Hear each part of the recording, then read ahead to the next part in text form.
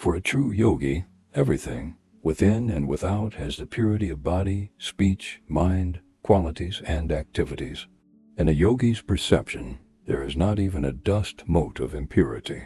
This is called the great equality of samsara and nirvana.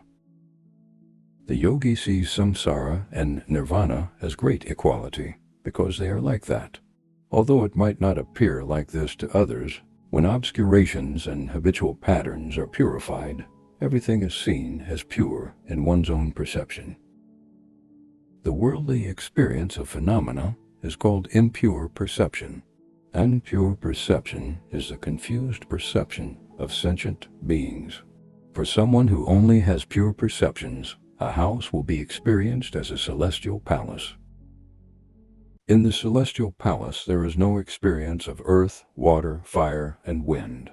Everything is rainbow light, major and minor bindus. How amazing that would be! Buddha Samantabhadra is like a foundation.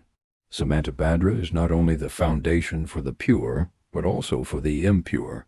In actuality, there is not even a sesame seed of impurity. It is one's own perceptions that are diluted and nothing else.